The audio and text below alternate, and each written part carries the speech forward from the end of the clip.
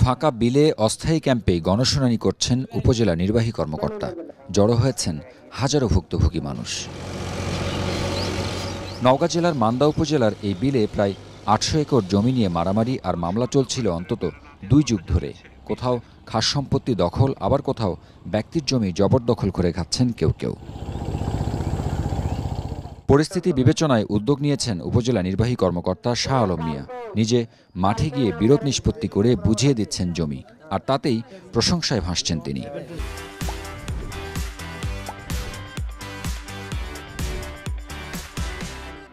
আমার আব্বা বাঁচা থাকতে এখানে দখল ছিল আমার আব্বার, কিন্তু আমার আব্বা মারা যাওয়ার পরে আমরা ওই সময় বাইরে পড়ালেখা করতাম, এগুলাকে আর খোঁজখবর নেওয়া হয়নি। পরবর্তীতে ওই জমিগুলি অবৈধভাবে দখল করে নিয়ে নিছে।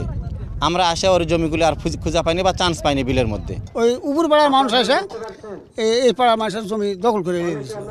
খাস জমি তাই বিলে এরা করে খায় আগে থেকে, ওরা আশেপাশে চূড়া খোঁজ করছে, আমরা করে খাও না। এইগুলো এই পাড়ার মানুষ যখন চলে গেছে তখন ওরা পাড়া চলে গেছে। আমার খুব ভালো লাগতেছে। প্রায় ১০-১২ বছর পর আমার জমি ফেরত পেলাম।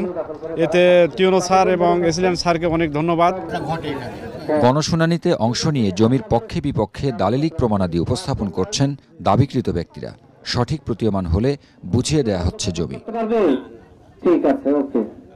এক্ষেত্রে ব্যক্তির জমি কেউ অবৈধ দখল করে থাকলে তাকে তা ছেড়ে দিতে নোটিশ দেয়া হচ্ছে। একই সাথে খাস জমিগুলো সরকারের ঘরে ফিরে আসছে। এমন জমি উদ্ধারের কাজ জেলা জুড়েই চলবে বলে জানায় প্রশাসন। যে সকল ব্যক্তি বৈধ মালিকের জায়গা জোর করে দখল করে ভোগ করছে তাদেরকে আমরা সেই জায়গা থেকে তুলে দেব এবং তাদের বিরুদ্ধে আইনগত পদক্ষেপ গ্রহণ করব। আর যে সকল জায়গা সরকারের কিন্তু বিভিন্ন মানুষ বিভিন্ন ছলচাতুরি করে ভোগ করছে সেগুলোকে আমরা উদ্ধার ও বেদখলমুক্ত করছি আজকে। আর এই সকল মানুষের মধ্যে যারা অসহায় দরিদ্র রয়েছে তারা যদি আমাদের কাছে ধান চাষ কিংবা অন্য কোনো ব্যবহারের জন্য তারা যদি আমাদের কাছে আবেদন করে তাহলে আমরা সেই বিষয়গুলো আবেদনগুলো নিচ্ছি এবং ঊর্ধ্বতন কর্তৃপক্ষের সাথে আলোচনা করে সেই বিষয়ে আমরা সিদ্ধান্ত দেব।